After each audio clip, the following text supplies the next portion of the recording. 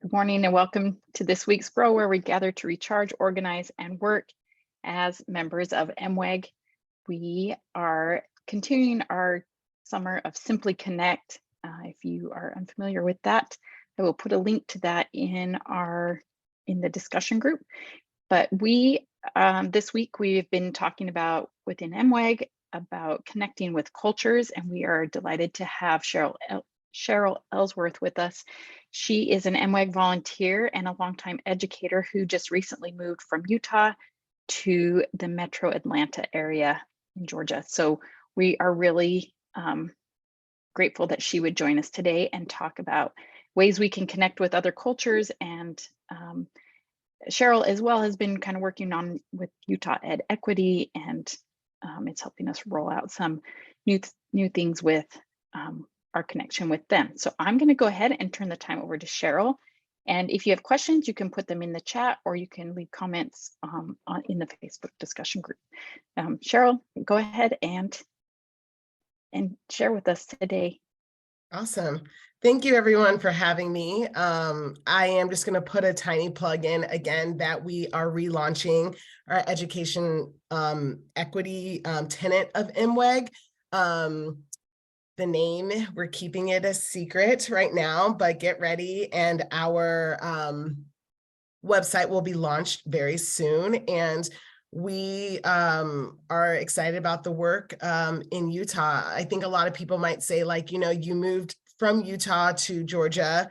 Why are you still working to push equity in schools in Utah? And I just feel like I really owe it to the students of color in Utah, to all students of Utah, for those pieces of education equity to be felt and to be alive, and especially to those that are of my faith who are not having these discussions at home, and ways that they can be more like Christ and follow in his ways is really something that's important to me.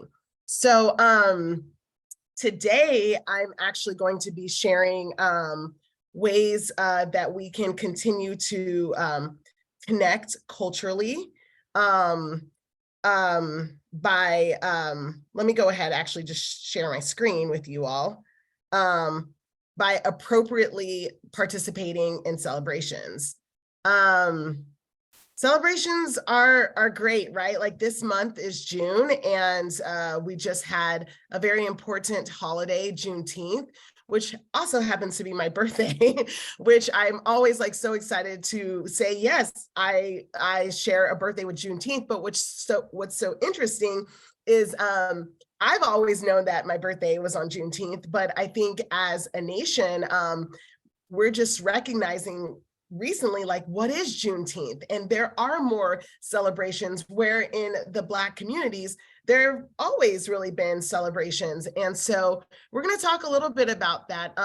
This time has been also, our eyes are set on those that are here as who've come to our nation as refugees, and celebrating their culture. So there's plenty of ways that we can celebrate cultures, but what does that look like? So I want to just take you back to myself in 2021. In the Salt Lake City area, there is a German market that everyone raves about, that everyone feels like they should go to. I was like, what is this German market? But I was also looking at, like, who was attending, who was raving about it. And I recognized none of those people that were attending looked like me racially. They, I was really worried about all of these different things. And these are the kinds of things that were coming through my mind. Like, is it weird if we go? My husband and I, who's also a person of color, this isn't our culture. Will we be the only people of color there? What is German food anyway? Will we like it? Will people stare at us for being there? And I think a lot of you may feel this too when you want to go to something that celebrates a culture that isn't yours.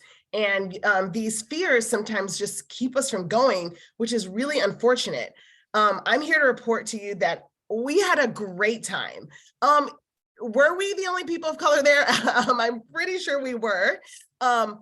Were people staring at us? Maybe because our kids are cute, but it wasn't like, what are you doing here? Why are you here, right? But I recognize that this was just like a good reminder to me, like even I had hesitancy to join something that culturally a lot of people like to do.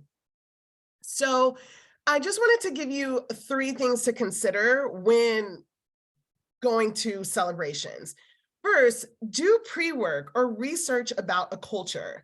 I think it's important that you like check it out. Like, what was the event like the year before? And I think all of us will feel more comfortable when we know what we're getting into, just like a job interview, or if we're going to the airport, we're like figuring out things before so we're not so stressed. And it helps us to know what to expect. And we can even look up past events, right? And look up posts or stories. So for example, I did mention Juneteenth. If you attended a Juneteenth celebration, and there are still Juneteenth celebrations to attend through this month, these are a few things you might consider. What is Juneteenth? Well, Juneteenth commemorates the emancipation of enslaved people in the United States. Despite the Emancipation Proclamation's abolishment of slavery on January 1st, 1863, slavery continued in much of the South. On June 19th, 1865, a little over 2 months after the official end of the Civil War, and 2.5 years after the abolition of slavery, a Union general arrived in Galveston, Texas, and announced that all enslaved people were finally free. So then something that you may have not known about Juneteenth, that was more like what it is, but red foods like strawberry soda, hibiscus tea, red velvet cake, strawberry pie, and watermelon are customary for Juneteenth, as red or crimson is the symbol of ingenuity and resilience in bondage. So these are some things that you might expect at a Juneteenth celebration. Also, colors worn to celebrate Juneteenth are typically red, black, and green, because these are the colors of the Pan-African flag. What is the Pan-African flag? It was created in 1920 to represent people of the African diaspora and to symbolize Black liberation in the United States. As flags symbolize the union of governance, people, and territory, this flag was created to give Black people in America and the world over a symbol that unifies the diaspora. So it would be appropriate to wear colors like red, black, and green. It would not be appropriate to maybe come in red, white, and blue, right? Which is more something that we would celebrate July 4th. Now, I'm also not saying that you show up in a dashiki. As you know, it's like kind of like a traditional African attire. And if you don't know what it is, you can always Google it. So it's not coming to wear something that you wouldn't traditionally wear to feel like you fit in.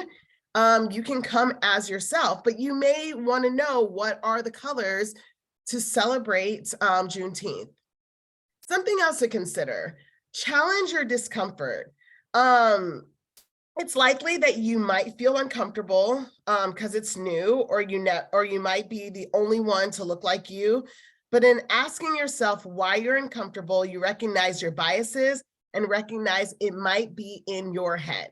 So for example, when I said like, will everyone be staring at us? Were people looking at us? Sure. But when I was like thinking about it too much, it then became a problem that I recognized was about me at this German Christmas market. And I just recognized that people were just happy that we were there celebrating this Christmas market, this German traditions, eating the foods like everyone else. And so it is okay to challenge your discomfort and recognize your own bias. Finally, the last thing to consider is to be curious about what you're learning, but to also be respectful. Remember, some things you can Google. This allows you to be an active participant and shows your willingness to learn. My husband is of of Pacific Islander descent. And so when we were dating and I was going to different events and learning more about Pacific Islander culture, because I grew up on the East Coast, so I didn't grow up with a ton of Pacific Islanders. When I would go into like one of the areas and buy like this fun like fruit drink, it was okay for me to be like, oh, what's in this? What is this drink? And like people were very happy, or like, what is this island that this dance represents, right? But I also was able to read the room and also observe and learn from a distance as well.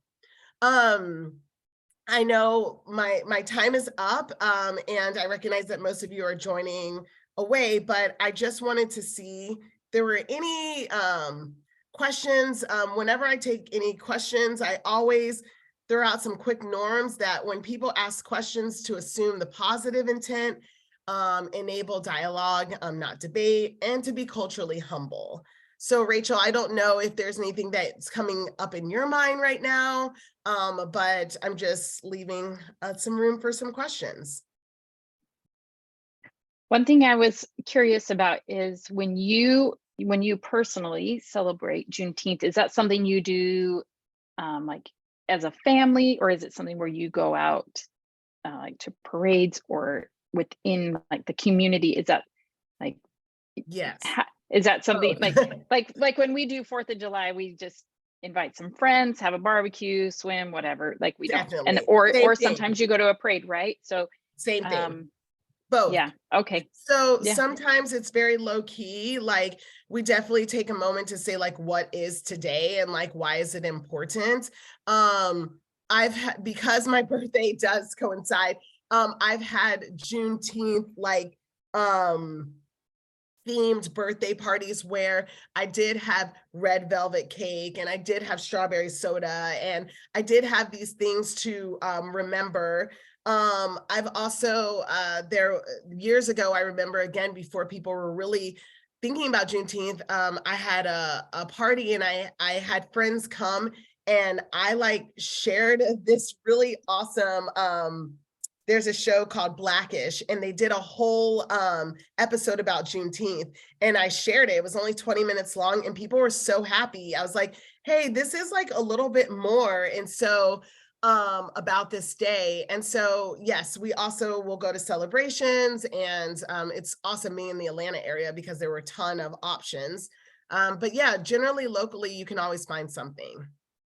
That's fantastic. I loved your advice to research it first. My family, we're planning a trip that we're leaving on, something we've planned for several months, and we're leaving on Tuesday. And it's something where, in preparation for some of the places we're going to be visiting, as a parent, so that my kids get kind of a fuller view of where we're going to be. Like, we're going to New York City, we'll be visiting Ellis Island, and compiling some stories of ancestors that may have come through that and had what their experience was. And so I think with any culture, you can, like you said, prepare and have some sort of information so that if you have kids, it's a learning experience. And just like you did for your birthday party, like you made your birthday party a learning experience for those who were there and said, hey, let's watch this great episode. And Blackish, it's funny, right? It's kind of in the comedy section, yet they're taking something that's important to know about and teaching us about that. So I love that you're telling us, like, go prepared. Don't just go because it's a day off, or whatever it may be, but go prepared to learn something. Or if you're a parent, go prepared to teach and lead out kind of that way. And I think as members of MWEG, we constantly are encouraging, or as leadership of MWEG, we're constantly encouraging our members to lead out in their communities and be prepared with information so that you can teach in a peacemaking way, and share those kind of different points of view. So I really love that. I'm trying to think what other question I had for you. What I know I have never been to the Kris Kringle market, but I have seen that. But I'm just trying to think, what did you learn from that, besides, like, maybe people aren't looking at me Did you learn about cultures? Did you learn something new when you were there? I never heard of, I'm pretty sure, Krampus. I don't know. It's like the anti Santa Claus.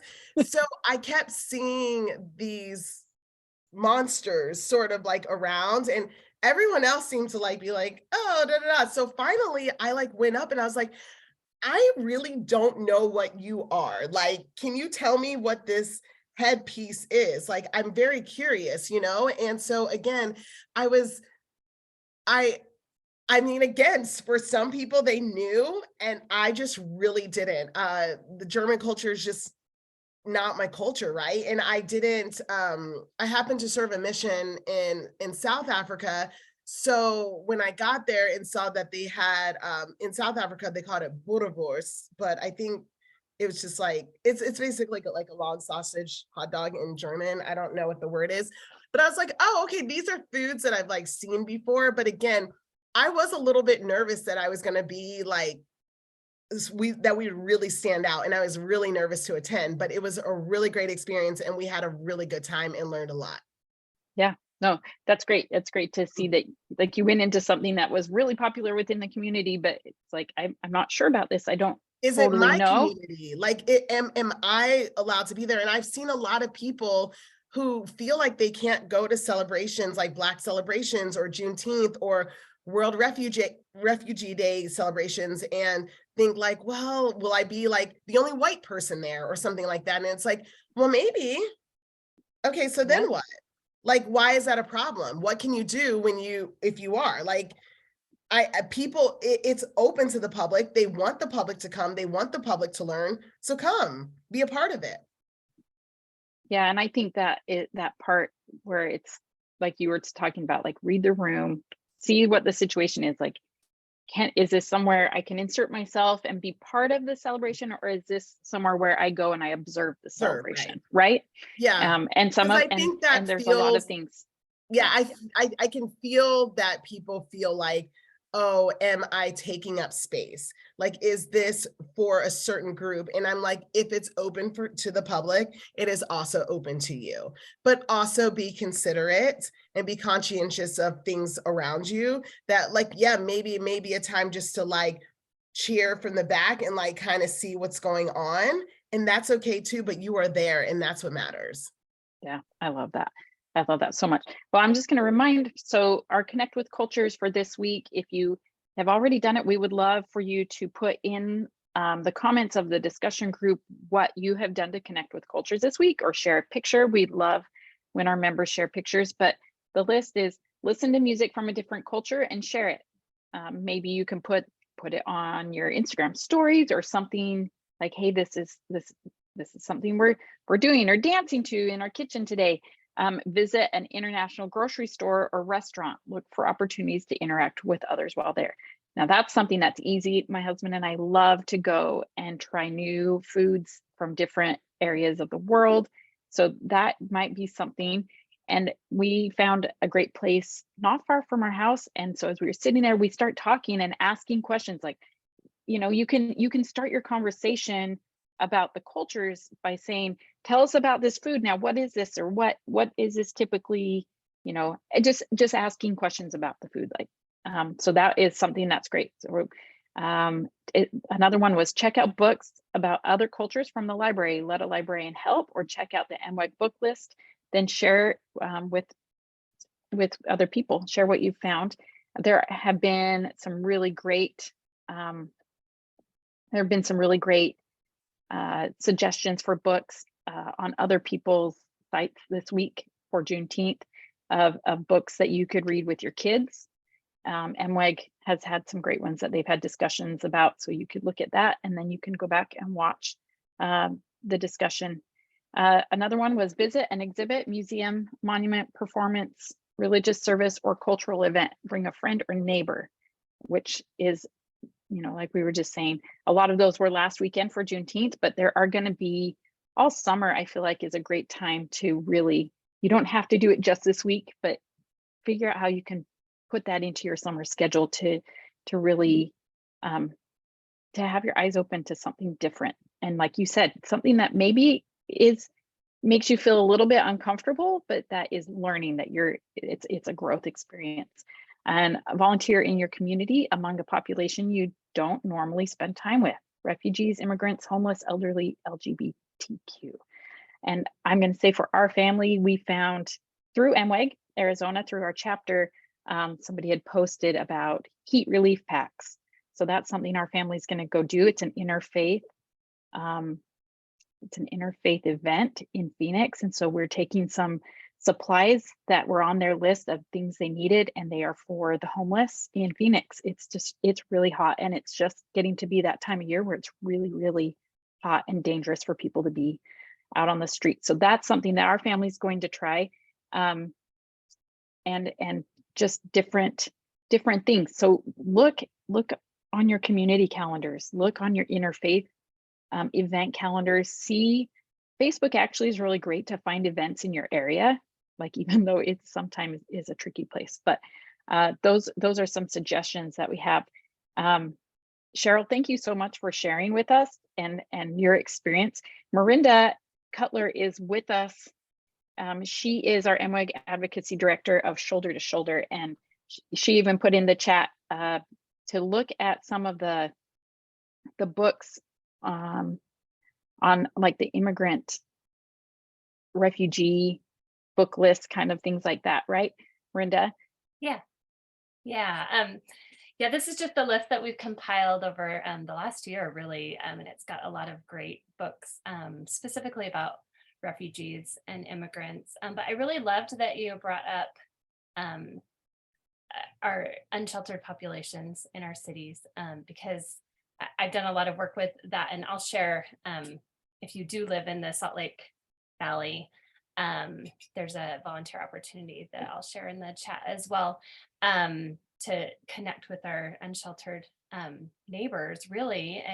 And we've had a lot of awesome experiences over the past year. My family and my neighborhood, we go out and we do this Sunday street outreach where we feed a meal and give supplies to people. So if you live in the area, I would love to have you join us doing that. And I really loved Sheryl. I saw that she left. She probably had to go, but wanted to thank her for that presentation. That was really, gave me a lot to think about. I love how she talked about going to that market and feeling out of place, because I think we've all been in those places. And I think recognizing that I'm uncomfortable and sitting in that space for a little while and feeling how that feels, and then being curious and trying to learn is really important, rather than saying, I don't understand that, I don't know anything about that, so I'm not going to touch it. Be in that space and take up that space and be willing to learn and ask questions. I also was thinking, as she talked about, I used to live in Texas and did some refugee resettlement work there. And one night I was assigned by the resettlement organization to pick up a family from the airport in the middle of the night. A big family. It was like 10 family members from Afghanistan. And so I took a friend with me because I was a little bit nervous going in the middle of the night, and you never know what to expect. And, you hold up a sign and try to find this family, and they just kept coming. It was this, I think it was about 10 family members. And we had 2 cars so that we could fit them all. And another volunteer was joining us. And at the airport was another Afghan family who had already resettled there in Austin. And so we all piled into the cars and we went back to this apartment that other volunteers had set up for this family. And it was one of the sweetest experiences I've ever had, because the mother in the family was very pregnant, probably, I don't know how, probably 6 or 7 months pregnant. And we were able to bring her to this home where her sister was waiting. And she hadn't seen her sister, I don't remember how long, but for a long time. And she was able to reunite with her sister. And then they invited us as volunteers to come into this home and sit. They had rugs all around the room, no couches. And we all sat on the floor and shared a meal together. It was like 2 o'clock in the morning. And it was so awesome to be. I just felt so privileged to be in that moment with them, and that they were willing to welcome us into that moment and share that beautiful opportunity to reunite this family together. So anyway, I know that many of you who are listening have similar experiences that you've had, or you want to have them, and we would love to help connect you with the refugee resettlement agencies in your community. Another opportunity for over a year, nearly 2 years, MWEG and many organizations across the country have been advocating for Afghan refugees. And there's a lot of refugee, all the different categories of refugees can be confusing. When we pulled out after a 20-year war in Afghanistan, we pulled out of Afghanistan quickly, and nothing went as planned. So it was very chaotic. And so we had to bring, or we chose as the United States, we chose to bring about 76,000 Afghans from Afghanistan. And some of them would have applied and had already applied and would qualify for different refugee statuses. There's a special immigrant visa for people who directly help the US government. There's something called P1, P2. There's a lot of different designations and ways that they could come, but there wasn't time for them to receive those designations. And in large part because our refugee resettlement program had shrunk in recent years. And so we brought them on those evacuation flights, which some people think came directly to the United States, but they didn't. They stopped in other places, Qatar and several other, they call them lily pads along the way. And they were vetted there. And then some of them came, another layer came to military bases in the United States, and then were resettled in cities across the nation. And though the majority of them received what's called humanitarian parole. So it's an emergency thing that the Biden administration gave them, and it's temporary. So that is set to expire in August for most people. Now, the Biden administration has set up the opportunity for people to renew their temporary parole status, but they have to apply again, and they have to go through all this paperwork, and then it will be temporary again. And it's just, keeps kicking the can to the end of the road. And so we've been advocating for 2 years with many organizations. Evacuate Our Allies is the main coalition we work with. We've been advocating for an Afghan Adjustment Act. And this is something that was done very quickly after the Vietnam War. Congress came together and voted for I think it's called the Indochine Adjustment Act, to give a pathway to permanent status for these people who can't go back. These Afghans, as long as they were associated with the US government, the Taliban has taken over in Afghanistan. They're not letting women go out of their homes without a man beside them. They're not letting girls go to school. It's a very dire situation. It's very unsafe for people. There are still people stuck there. But the people who have been able to evacuate, they can't go back. Even though their status is over, they can't go back. So we need to pass this Afghan Adjustment Act so that they can establish permanency and safety and peace here. And so the state of things is, any day we are hoping, so last year the Afghan Adjustment Act was introduced with large bipartisan support, Democrats and Republicans in both the House and the Senate. And we are very hopeful that in the next few days or weeks, the Afghan Adjustment Act will be introduced again, because it's now a new Congress. So we have a call to action that we'll share with you, that we would love for you to take just a few minutes. It's really easy. The tool is simple to use. You just enter your address, and then the tool knows who your 2 senators are, and then you have a representative based on your address. So you'll just go through the prompts. You can say, hi, my name's Merinda, and I help resettle refugees Afghan refugees in my state. And then you have options of here's why I think it's important, and just fill in the blanks, and then it will automatically go to your two senators and representative. In most cases, you'll get like an auto reply back right away, but you may also get a response. It's usually written by a staffer to that, and we welcome you to write back, share those letters with us so that we're seeing the responses. But we're really encouraged. We were doing advocacy meetings last week across the nation. We had MWEG leaders in Florida, Texas, and Utah. Here in Utah, I was leading the meetings, and we had 9 MWEG members that joined meetings with Senator Romney, Senator Lee's office, Representative Moore's office, and Representative Stewart's office. And for most of those, the staffers were very excited to talk about this bill, as well as another bill, the Afghan Allies Protection Act, which is specifically for special immigrant visas. That one has been introduced and also has broad bipartisan support. So we're excited about the future for these bills. We really need, there's so many priorities in Washington. And we really feel like this is a one that we would like to continue to put our effort into so that we can see this to the end. We work a lot with veterans who fought alongside our Afghan allies there, and this is really personal for them. For things to be still in limbo for their friends is really difficult, and so we want to honor that sacrifice and help our new Afghan neighbors get what they need. So, any questions? I talk a lot, and that was a lot, but Rachel, what am I missing?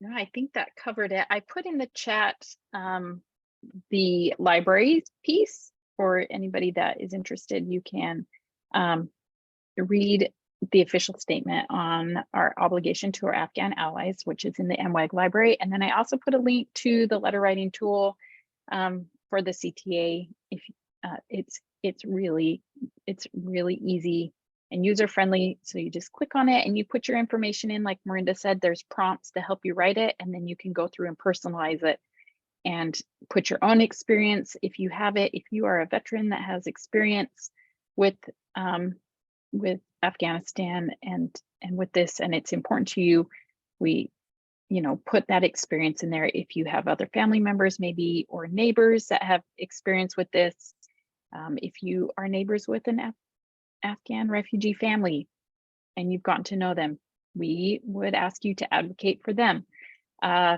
So use the tool, it's there.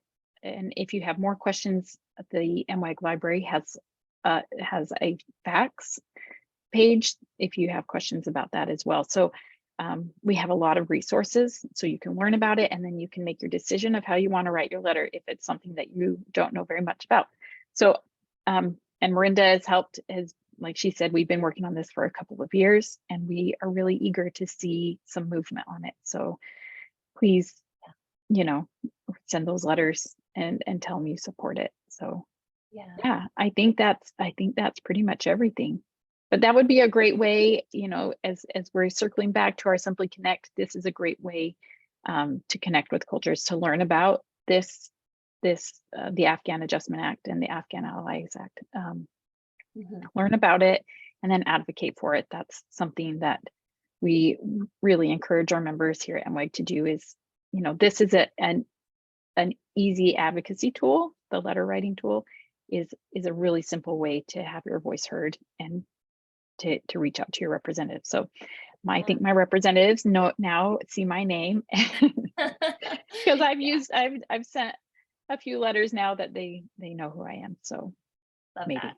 And if you wrote a letter last year, we encourage you to write another one. And also, if you want to go the extra mile, we would love to help you write an op-ed based on your letter. Rachel, you're actually on my list of somebody to reach out to because you wrote such a great letter. But we would love to help you. Our op-ed lab is great at helping you. I mean, a letter to the editor is usually like 150 to 300 words, so it's very short. But just getting it out there, mentioning your legislators by name helps them know that, oh, my constituents are paying attention and they want me to do something about this. And sometimes I've been surprised when we meet with legislative offices, sometimes just asking them to give us that 30 minutes makes them prioritize like reading about the bill, and then they come to the meeting. And it's happened to me twice that I've been meeting with a legislator and they say, you know, I'm really grateful that you flagged this for us because we've looked into it and we want to support it. It's obvious to us, but they need us to give them that push, because at the end of the day, they're accountable to us as their constituents. And if they know that we care about these issues, then they'll perk up. We hope they'll perk up. And if they don't, then we need to rethink about whether we vote for them next time. It's a good way to test if your legislator is listening to you. Yeah, and I think if you haven't ever written a letter to your representatives, I think you get a lot of you can get some character traits back in the letters that they receive. Like, did they actually read my letter? Did you? Because I've gotten kind of a canned response before to my letters, and I thought they didn't. I'm not sure they even read what this letter was about, because they are pushing their agenda to me as their constituent. They're pushing their agenda, and it didn't respond to my letter. And so then I have replied kindly and said, I don't think you actually read my letter, and this is what it was about, and you didn't address it. And I just want, because sometimes, and other people may have the same experience, you may not know where your representative stands on this. Like, maybe they've said nothing about it. Maybe they don't know about it. And for me, I just wanted to know, like, what is their position? And like you said, that kind of helps you decide, like, when you enter into that principled citizen and you're doing your research on who you want to represent you, like, oh, well, this person doesn't have all the same values or represent me because this is what I support. So the letter, I really do, I fully support the letter and pay attention to the response, because sometimes it's very telling sometimes. So but yeah, well, thank you for joining us. And again, thank you to Sheryl Ellsworth for joining our Grow today. I posted in the chat the ideas that are from our website, as well as a link for Simply Connect that you can keep doing. Like I said, it doesn't necessarily have to be this week. If you have a different schedule, you could plug it into your summer schedule. If you have travel plans, find things in those places where you're going to be traveling that you could do some of these Simply Connect ideas. And they don't necessarily have to take a lot of time. Writing a letter, like we were talking about, maybe takes 5 or 10 minutes. If you feel like you need to take a little more time, maybe 15. It's really a quick tool. And next week, we're going to talk about connecting with citizenship. So be thinking, it's, precursor to 4th of July. Be thinking about what does citizenship mean to you, and what's a way that we can connect in our communities with citizenship. So we hope you'll join us next week with our Grow, and thanks for being here. See you later. Rachel.